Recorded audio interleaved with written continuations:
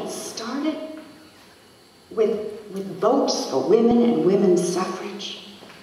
I think it was back in 1909. I was closing up the store where I worked, and this young woman came in, and she had a piece of paper, and it said, "Open air suffrage meeting, Irving Square, South Framingham." And she said, could I put this flyer in your window? And I said, well, of course. I never stopped to think that maybe I should have asked the owner if it was all right, but I didn't get fired. And then I started to think, you know, I think I will go to that meeting. And on Saturday evening, my mother made me an early supper, and I said, hey, Mom, you want to go down to the railroad station and hear some speeches about why women should get the right to vote? And my mother, she says, well, now, why in the love of God would I want to do a thing like that? I likes to get my kitchen cleaned up bright and early so I'll be hearty for Mass tomorrow. My Irish mother is a regular at St. Bridget's, especially after my father died. So I walked down Union Avenue towards the railroad station, and I heard a blast of the train as it was coming in from Boston, and a whole bunch of women got off of the train, and they had a great big sign, and it said, "Votes for Women." And a lot of them were wearing these sashes diagonally across their shirtwaist dresses and their summer frocks. And this young woman came up to me and she said, here's some literature about our cause. And would you like a suffrage sash? I have an extra.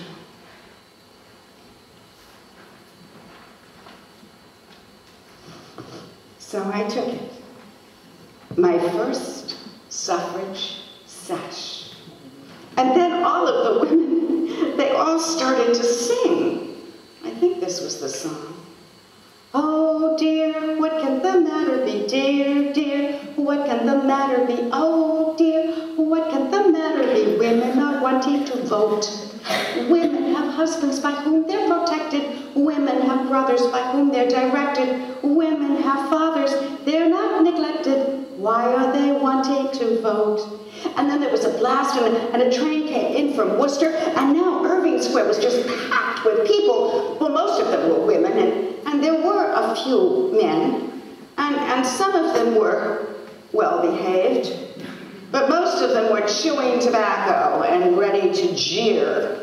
And then an automobile horn blared out, and very slowly a motor car inched its way amongst the people.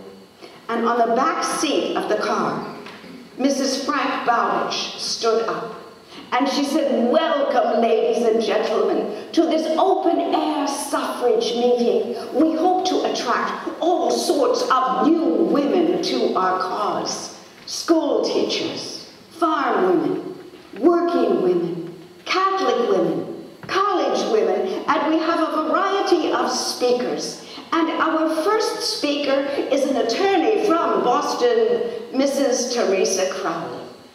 And Mrs. Crowley said, I want to tell each and every one of you how having the right to vote will benefit you no matter what your class.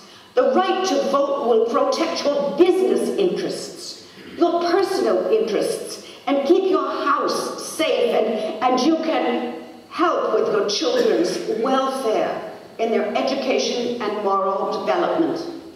My goodness, I hadn't realized that just having the right to vote would give me all of that. And then Mrs. Bowditch said, and now from Chicago, we have Mrs. Mary Kenny O'Sullivan. And I thought, well, she's Irish, like me. I wonder if she's going to go down to Denison and organize all the women over there. And Mrs. O'Sullivan said, do you know how all of the factory owners are taking advantage of their female workers?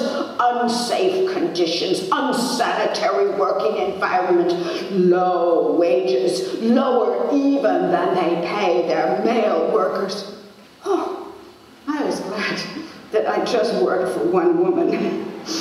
I know our last speaker Miss Ethel Maycomber, a local girl and a student at Vassar College.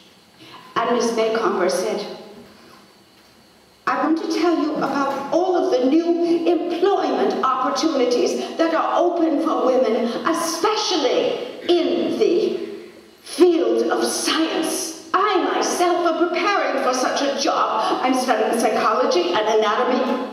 But before Miss Maycomber could even finish her speech, a bunch of drunks came reeling out of the taverns, and the police had to carry them off in the paddy wagon to jail. You know, there are so many drunks down near the railroad station. It makes me think that maybe the temperance ladies do have a point.